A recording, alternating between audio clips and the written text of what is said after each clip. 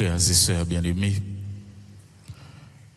nous sommes dans le temps de carême, un temps qui nous demande de prier, un temps qui met l'accent sur le jeûne et la pénitence.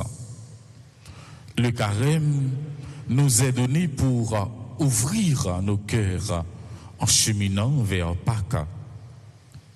Revenez à moi de tout votre cœur, dit Jésus. Nous avons du mal à entrer dans la logique de Dieu. Quand Dieu nous appelle à la conversion, nous prenons un autre chemin. Le cœur de Dieu est ouvert à tous, mais il n'est pas toujours facile de comprendre la miséricorde de Dieu. Le temps du carême est un moment favorable pour revenir à Dieu de tout votre cœur. La miséricorde de Dieu l'emporte toujours. Dieu est patient. Il est le Dieu patient. Ce que Dieu veut, c'est notre conversion. Ce n'est pas la mort du pécheur. Toute l'humanité est appelée à la conversion. Se convertir, mes frères et sœurs, c'est passer d'un but à un autre but. C'est le passage de l'homme du péché à la justice, de l'enfer au paradis. Si quelqu'un est en Jésus-Christ, il est une créature nouvelle ou une nouvelle créature. 2 Corinthiens 5, verset 17. Son sang coulé sur la croix, c'est pour nous laver, c'est pour nous purifier et c'est pour nous sanctifier. Recherchez la sanctification. Ce que Dieu veut, c'est notre sanctification, notre progression vers la sainteté. À l'origine, nous avons été créés pour cela, pour être avec lui dans son éternité bienheureuse. C'est pourquoi il veut d'abord nous restaurer. Nous le disons souvent dans la méditation du psaume 23, le verset 3. Il restaure mon âme. Il restaure mon âme. Jésus nous offre cette opportunité ce matin en regardant les habitants de Ninive. Yo ti kouti messager bon Dieu yo converti. Yo chapé kon yo en bas châtiment. C'est comme ça, frère m'sem,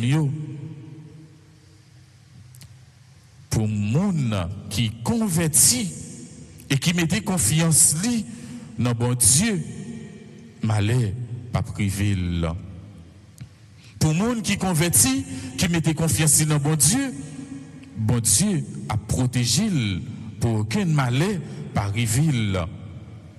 Jésus nous indique que le signe qu'il va donner, c'est lui-même, comme le signe de Jonas. Jésus s'est laissé crucifier pour apaiser les tempêtes du péché et nous redonner la vie.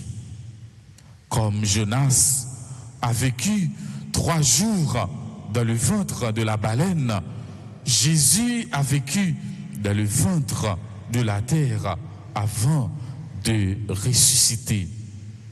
Le signe que Jésus donne est celui de sa mort et de sa résurrection. Jésus donne sa vie pour sauver la nôtre. Nous recevons le signe de Jonas et celui de la reine de Saba comme un encouragement à cheminer patiemment à la suite de Jésus, malgré notre faiblesse. La reine de Saba a fait un long et dangereux voyage pour aller écouter Salomon.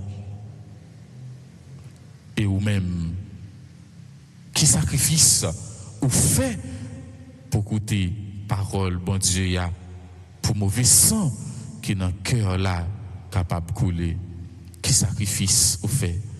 Ces questions nous devons poser tête nos matins. Qui sacrifice moi fait? Qui sacrifice ou fait?